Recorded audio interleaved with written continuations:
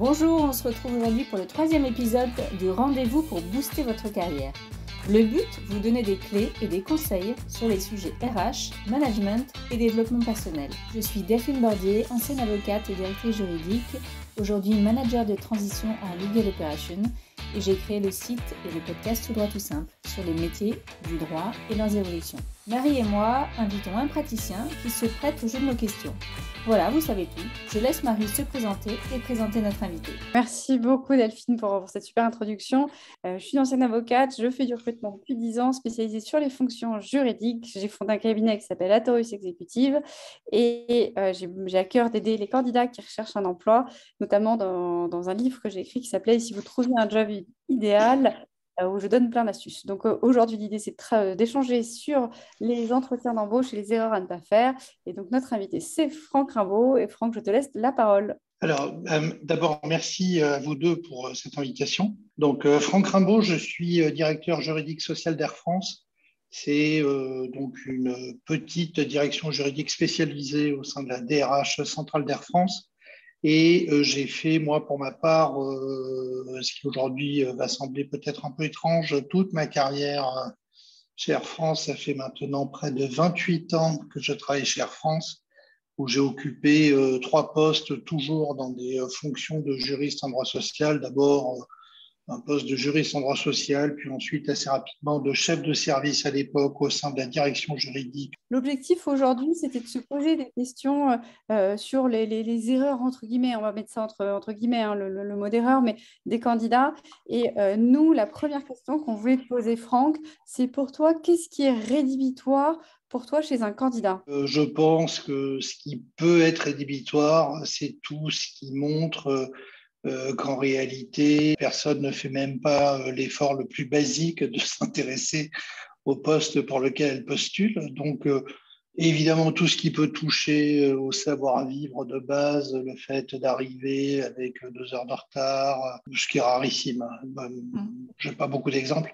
Ce que j'ai eu une fois, qui est pour le coup un truc assez rédhibitoire, c'est quelqu'un qui, en fait, n'a pas compris ce qu'était le poste. En fait, dans la discussion, on comprend assez rapidement que ce n'est pas du tout ce que le candidat recherchait. Bah, tu vois, pour moi, ce qui est totalement rédhibitoire chez un candidat, c'est les gens qui mentent. Le mensonge, pour moi, c'est rédhibitoire. Quelqu'un qui pipote, en fait, il y a un moment, on va le savoir parce qu'on va faire des prises de référence, parce qu'on va faire des contrôles. Donc, en tout cas, à titre professionnel, pardon, en tant que chasseur de tête, pour moi, ce qui est rédhibitoire, c'est les gens qui mentent. Et toi, Et ça Delphine? arrive souvent, Marie? Ouais, ça m'est Ah déjà oui? arrivé. Ouais, ça m'est déjà arrivé. J'avais un candidat une fois j'avais vérifié ses diplômes.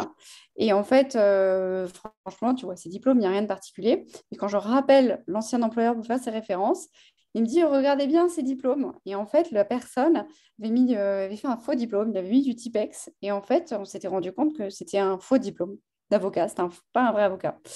Et du coup, on finit par le savoir en vrai. Enfin, ça m'arrive, ouais. Ouais, ça peut arriver. Pareil, souvent des gens te disent, ah ben mon titre, c'était ça.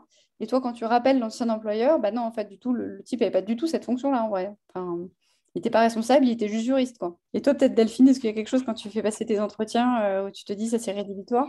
Moi, c'est le côté aussi, un peu comme disait Franck, le côté très dilettant où on a l'impression que le candidat, il vient, mais on ne sait pas trop pourquoi il vient. Et puis aussi, alors c'est du savoir-être aussi ou du savoir-vivre, mais être courtois, pas s'énerver.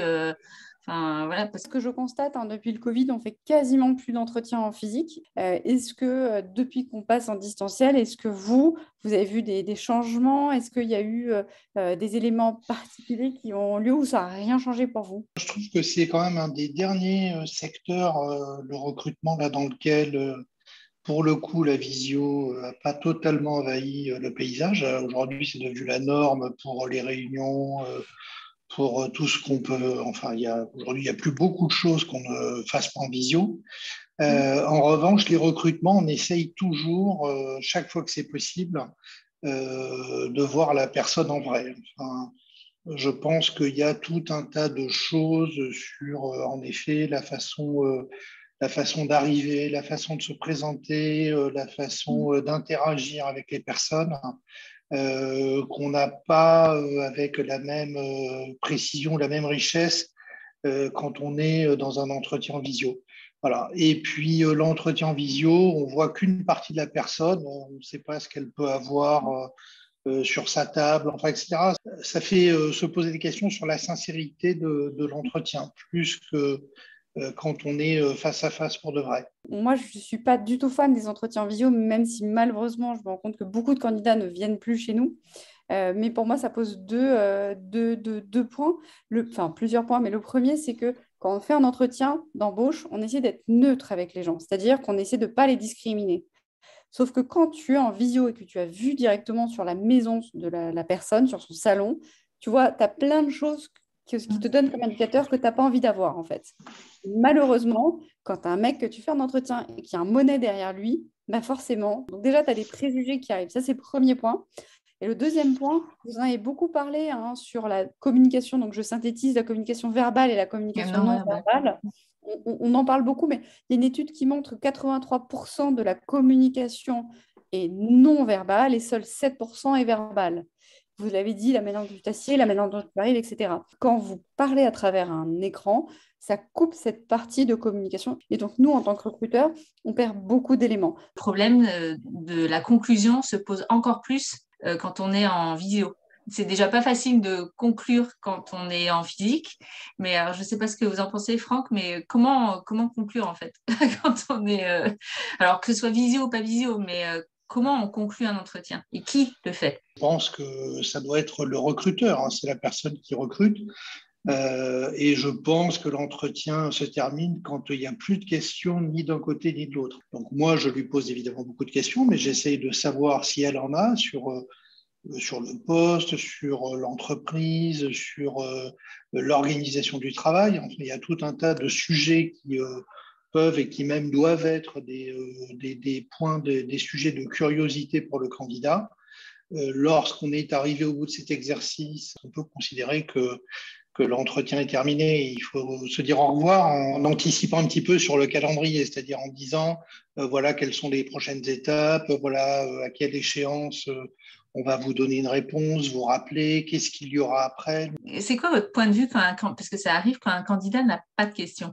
Parce que moi, je trouve ça très surprenant, mais Moi aussi, je trouve ça surprenant. Je pense que pour un candidat, ce qu'il faut bien comprendre, c'est que l'entretien, c'est vraiment un exercice au long cours. C'est-à-dire, le recruteur, il y a un moment où il va, parfois ça peut arriver très vite dans l'entretien, parfois beaucoup plus tard, il y a un moment où il va se faire une idée qui est déjà la décision qu'il prendra. Donc, il y a des gens, au bout de 3 minutes, on sait qu'on ne les recrutera pas. Donc, dans ce cas-là, évidemment, on essaie d'aller peut-être un peu plus vite, de ne pas faire perdre son temps au candidat et de ne pas perdre le nôtre.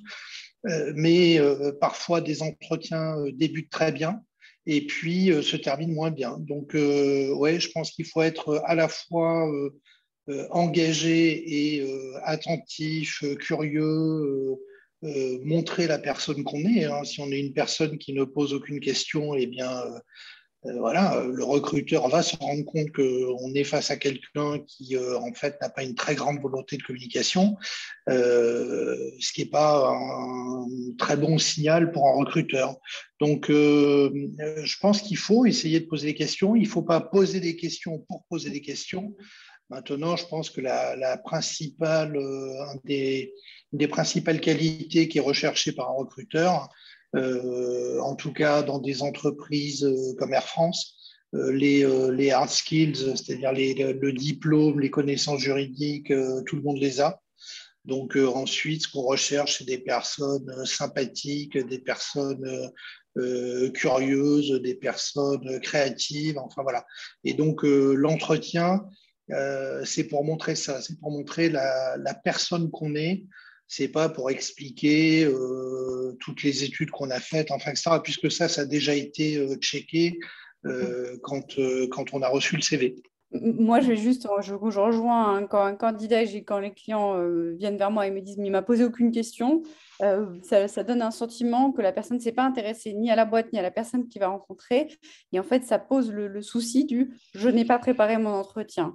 Parce que toute personne qui va préparer son entretien de manière sérieuse aura mécaniquement des questions à poser, que ce soit sur la personne qu'il va rencontrer, que ce soit sur l'actualité de la société, que ce soit sur la projection de la situation économique de la boîte. Donc, pour moi, quelqu'un qui a aucune question à poser quand il sort d'un entretien chez un client, c'est qu'en fait, il ne s'est pas du tout intéressé et que du coup, il n'est pas vraiment motivé par le poste. Donc, pour moi, c'est un signal négatif. Ça peut être rédhibitoire.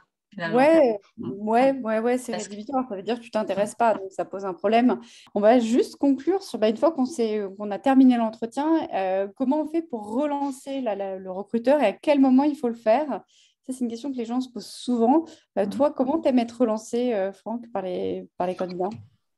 J'aime pas trop être relancé. Non. Ou déjà, est-ce qu'il faut faire un email d'après-entretien pour dire, pour remercier, ou est-ce que ça se fait pas voilà. Je pense pas, moi, je pense pas que ça soit très nécessaire. Voilà, je pense que si au bout de 15 jours, on n'a pas de nouvelles, alors qu'on en attendait, évidemment, au bout d'un moment, il faut faire un email. Mais maintenant, après, faire un email juste pour dire merci pour cet entretien, je confirme que je suis motivé. Je suis pas sûr que ça soit quelque chose de déterminant et qui va modifier l'appréciation de l'entreprise. Je pense que ce qui est important pour les candidats aussi, c'est de toujours se dire que s'ils ne sont pas retenus, c'est pas dramatique. Enfin, c'est comme une rencontre amoureuse. Parfois ça marche, parfois ça marche pas. C'est pas parce que ça ne marche pas que le candidat n'est pas quelqu'un de formidable. Voilà, c'est juste que ça ne correspond pas à un moment donné à ce qui était l'attente de l'entreprise qui recrute. Mais c'est pas parce qu'on ne réussit pas un entretien, c'est pas parce qu'on n'est pas retenu au terme d'un processus de sélection que on ne réussira pas demain. Voilà. Donc il y a des moi, j'ai vu dans ma carrière, j'ai rencontré plein de candidats que je n'ai pas recrutés et que j'ai ensuite vu être recrutés dans d'autres entreprises tout aussi prestigieuses qu'Air France, faire des carrières magnifiques, enfin, etc. Donc, il faut accepter que ça ne matche pas toujours. Je pense que ça, c'est quelque chose d'important. Oui, et puis vous l'avez dit, c'est à un moment donné. Enfin, ça ne marche pas à un moment donné, mais ça ne veut pas dire que 2 ans, 3 ans après, finalement, pour un poste un peu différent, ça ne marchera pas. Enfin, exactement. Aussi, c'est important. Et c'est aussi pour ça qu'il y a encore des entretiens et qu'on ne recrute pas encore avec des robots ou des process automatiques. C'est que c'est la rencontre entre 2 personnes humaines. Voilà. Et c'est peut-être, si ça ne fonctionne pas, le problème est peut-être du côté du recruteur. Il peut aussi bien être du côté du recruteur que du recruté. Voilà. Le recruteur, il recherche une personne. Si la personne qu'il a en face de lui n'est pas la personne qu'il recherche, ça ne va pas marcher. Mais ça ne veut pas dire qu'il n'y a aucun jugement à avoir sur la valeur et la qualité de la personne qui a été reçue. On ne peut pas mieux conclure que c'est une très belle conclusion. C'est une super conclusion. Merci infiniment d'avoir participé à ce podcast. Et puis, comme vous le savez, il sera diffusé sur le YouTube de Atorus, sur le YouTube de Delphine. Alors, toi, tu seras sur quel Alors, moi, c'est sur mon site et sur toutes les plateformes d'écoute en podcast. Super. Et puis, on retrouve aussi sur LinkedIn et on vous mettra le petit lien. Merci infiniment et puis à très bientôt. Merci beaucoup. Merci à toutes les deux.